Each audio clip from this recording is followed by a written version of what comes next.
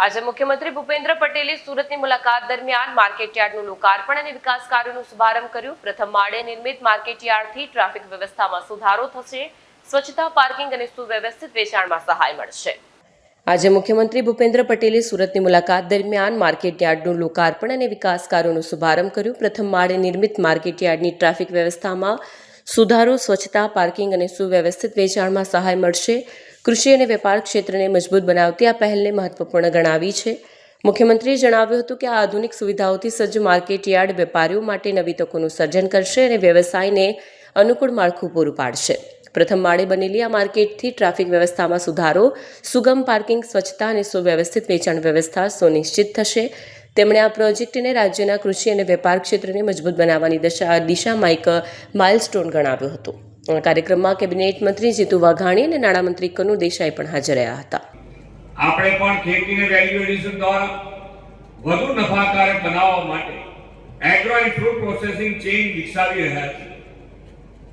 Cluster આધારિત ઉદ્યોગ સ્થાપવાના અભિગમ સાથે કેરી, શાકભાજી, લસણ વગેરે માટે સ્પેશિયલ એગ્રી એક્સપોર્ટ ઝોન પણ વિકસાવ્યો છે। દૂધ ઉત્પાદન સહિતના એગ્રી એલાઇડ સેક્ટરમાં પણ ગુજરાત મહત્વની ભૂમિકા ભજવી રહ્યું છે।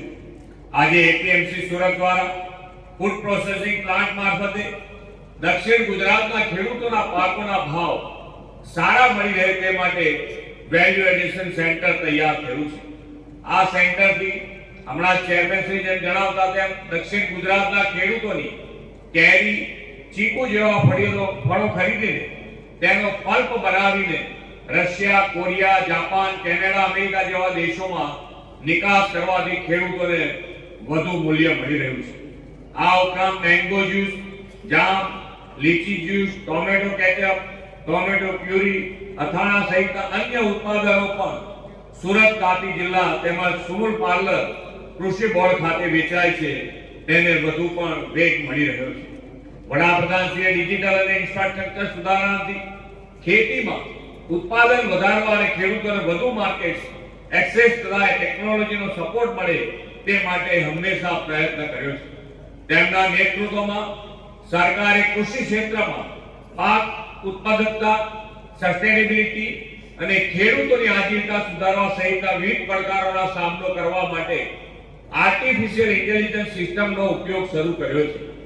કિસાન ઈ-મિત્ર જેવી વોઇસ આધારિત એઆઈ સંચાલિત ચેટબોટ સિસ્ટમ શરૂ કરાવીને ખેડૂતોને પીએમ કિસાન સન્માન નિધિ યોજના અને કિસાન ક્રેડિટ કાર્ડ અંગેના પ્રશ્નોના જવાબ મળી રહે તેવી સુવિધા પણ વિકસાવી છે।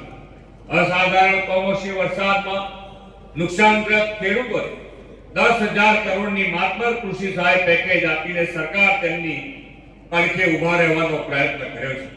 પરંતુ ક્લાઇમેટ ચેન્જના કારણે ખેડૂતોના ઉત્પાદનના નુકસાનને આગોતરી રીતે પહોંચી વળવા માટે એઆઈ આધારિત સિસ્ટમ ડેવલપ કરવામાં આવી રહી છે। વડાપ્રધાનશ્રીએ બેક ટુ બેઝિકના મંત્ર સાથે ક્લાઇમેટ ચેન્જ સામે લડવાના અનેક ઉપાયો આપણને આપ્યા છે। તેમણે વિકસિત ભારત 2047નું જે લક્ષ્ય રાખ્યું છે તેમાં પણ તેમણે દેશમાં રાસાયણિક ખાતર મુક્ત પ્રાકૃતિક ખેતીની પ્રેરણા આપણને આપી છે।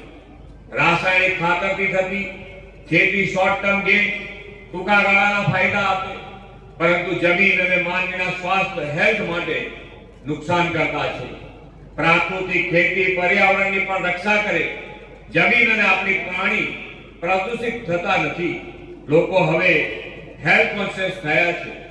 યોગ, પ્રાણાયામ, જાડા ધાન, મિલેટનો ઉપયોગ અને પ્રાકૃતિક ખેતીના ઉત્પાદનો તરફ દિવસે ને દિવસે વધુ લોકો વળતા થયા છે। નેચરલ ફાર્મિંગ કરતા ખેડૂતોની આવકમાં વધારો થઈ રહ્યો છે અને રોજગારીનું એક નવું ક્ષેત્ર ઊભું થયું છે।